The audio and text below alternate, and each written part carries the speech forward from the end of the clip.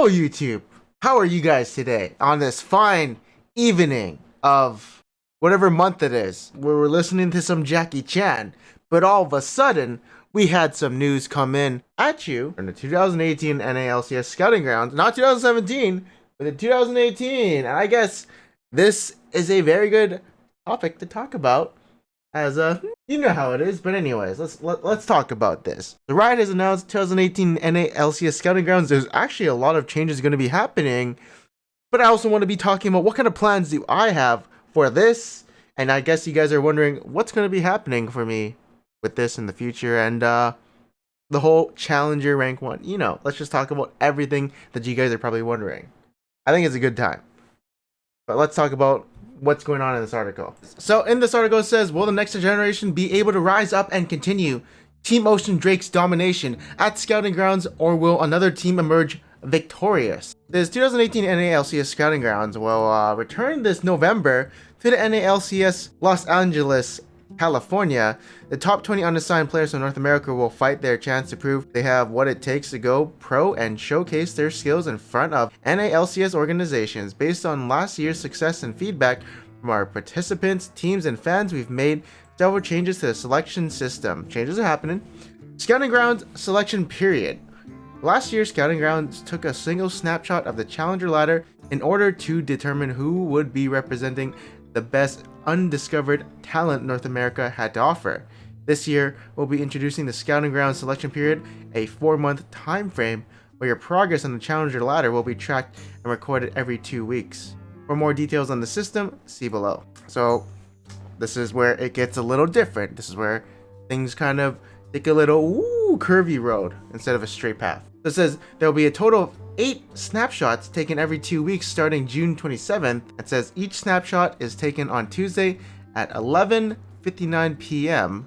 Your place on the rank ladder earns you points based on the table below. Your worst snapshot will be removed from your score.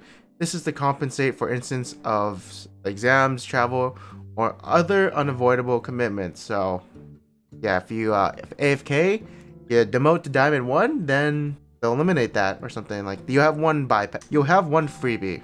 Scores will be posted in this public Google document, which will be updated every other Wednesday. What does that look like? Oh, look at this. I didn't know they would have something like this. Thing.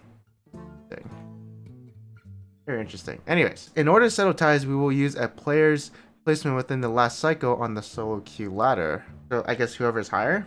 I don't know. I don't know what that means. Or does that mean the last year's? No, it doesn't make any sense, but I guess it means the very last cycle. Whoever's higher. And it says at the end, the top 4 players in each role will be invited to 2018 NALCS Scouting Grounds. Additional players may be contacted as backups and in case of emergencies. A lot of people actually went that weren't top 4. Anyways, non-eligible players, pros academy, secondary accounts, etc., will be factored into point totals, but will be removed from the final ranking.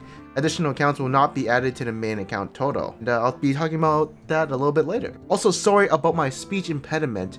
I'm very tired, and I've stayed up about...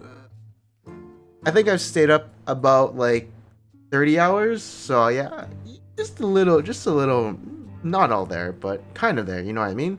And then now they got this little scoring table, so they'll take a snapshot. If you're in 1 to 10, you get 50 points. If you're in 11 to 25, you'll get 45 points.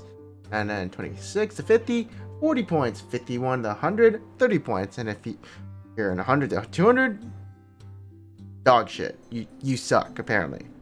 Luckily, I guess I'll be roaming around these two. Oh, cool. So every time a patch comes out, that's when they take a snapshot. So that's when like the rank servers go down for like 2 hours and they come back up. So that's when the snapshot will happen. Now here it's going to be talking about the one tricks. So it says maximum 30% of your total games on one champion applied over each 2-week segment over the full 8 cycle period. Any segments that do not meet the above criteria will be dropped from your final point total. Oh wow. So if you're a one chick, you don't meet the requirements, that snapshot doesn't count. Holy crap. This is minimum 30 plus games each on 4 different champions in your desired row. applied over only the entire 8 cycle period. Okay, so you need 4 champions with at least 30 games. Uh-oh. Desired roll. Wait a minute. Okay, 1, 2. Okay, good. Okay. I was a little worried about this one, but I have 4 junglers. That's good to know. Oh, so let's talk about everything that just happened. Let's talk about it. Okay, so first off, let's talk about my plans in the future. And no doubt in my mind, I'll probably be pretty high up there on the ladder. That's probably a for sure, because I'm really good in this season at camping my LP and being hard stuck around pretty high LP, to be honest. I'm not going to show my account what it is at right now, because that is a spoiler, but I will show you my Smurf. So obviously I'll have my main, obviously, right? But I'm going to have my Smurf. My main is around 700 LP. My Smurf, around 500, 600 LP. It's going to get to 700 LP. I hope it surpasses my main for some stupid reason, but I prefer to play on this account. It's easier. Everyone has that. Everyone doesn't care about their Smurf. It's easier. Essentially, I want to keep both of these accounts high challenger. This one's medium high challenger, but I want it to be surpassing my main or something, so I can make my main for some really stupid, well, not a stupid reason, just a psychological reason. So I have 2 backup accounts, which in my opinion, pretty smart. I will still try to get rank 1 or whatever on my main. This account is kind of like, it can go whatever, but I do want it to be higher than my main for some, yeah. Maybe I can make this account my challenger rank 1 account. That's what I'm hoping. That's what I want. I definitely have the potential to make it the scouting grounds. It depends who the competition is, who are the top 4 junglers. Could it be Metaphor Tarzan? Obviously, that could be a thing. But there could also be, you know, some hot competition. As we all know, the lowest LP challenger jungler that went last season was 400 LP, so you never know what might happen. I think even a master tier player actually went 300 LP or something, right? All junglers in this region are toxic. Let's be honest here. It's because they hate their teammates. That's why they're kind of toxic, because they see something that they don't like that shouldn't happen, and it happens, and they're like, how did you screw that up? Like, you think, like, a jungler thinks about it, like, there's no way like a Renekton dies to a Shaco top level 1 or something. I don't know. He must have like dove him, and I don't know. You know what I mean. So yeah, that's why all junglers are toxic. Whatever. Anyway, safe to say that I'll probably be going to scouting grounds this year, or high chance I will be. Oh yeah, this is what I want to say about the last year and the year before that. So let me talk about this. The year before that, 2016, I think season 6. I don't remember.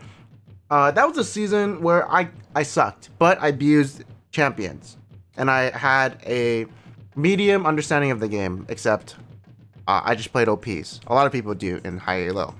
Let's be honest here. In season 7, I decided to play a lot more games to, like, you know, kind of learn the game, and then essentially I just got better because I played more, and I became a better player. Still abused OPs, doesn't matter, because I was the #1 jungler and also the #1 seed in 2017.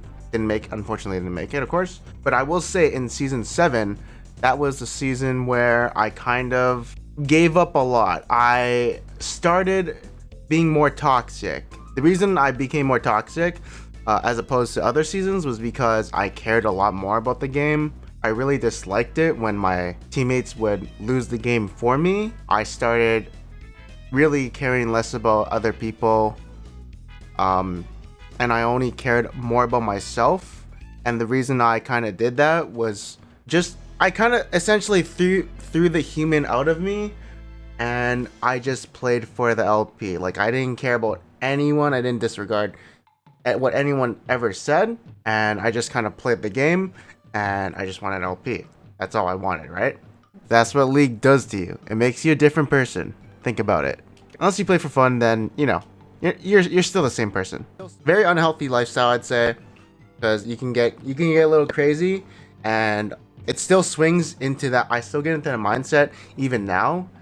Sometimes I do have fun, and I'm trying to have more fun with the game, but sometimes I just go way too tryhard mode, and everything just collapses, and I don't have a good time. But hopefully I get, you know, more of a good time, of course. But I would also say, yeah, I became more of a toxic person because I cared more about the game, and I had to throw. When you care about the game, you care about what the actions of what others do. Let's just put it that way. And if it's just actions that don't go your way, you kind of mental boom or get mad because you don't have control of the other person. So yeah, that's kind of why. In season 6, if someone did something bad, I didn't care. It wasn't me doing something bad. I didn't know what the hell was going on. I didn't know how the game worked, to be honest. I just played the game. But in season 7, when I see something going wrong, my mind just it just spirals down. In season 6, didn't care. I'm playing Soraka. Don't care. You do you. I'll win the game or something. I don't know what's going on. I'll win. I feed and I win. That used to be me. Now it's like I have to do this or I'll lose. So yeah, that's kind of the approach I take. So essentially, to wrap this video up, there's a high possibility of me making scouting rounds this year. I'll have two accounts. One is backup, one is main, of course, just in case something happens to the main, like drops to diamond 1, then I guess I have a smurf to level up, you know. High chance I will get in. Hopefully you guys enjoyed the videos to see where I'll be in, like, especially in like 5 months, because that's when it's gonna really matter. Actually, no, you're gonna see the progress to see where I'm gonna be, because we're also sometimes in these videos when it's going to be updated, we're going to be looking at the document and see, you know, what's going on. I think that's really interesting, and to see what's going to be happening, right? So anyways, that's it for this video. Hope you guys enjoyed it. Hope you guys enjoyed some of my thoughts, and yeah, I'll see you guys next time. I'll still try to get rank 1, but it's not easy. Hope you guys are still enjoying the adventure. Thanks for watching. I'll see you guys next time. These days.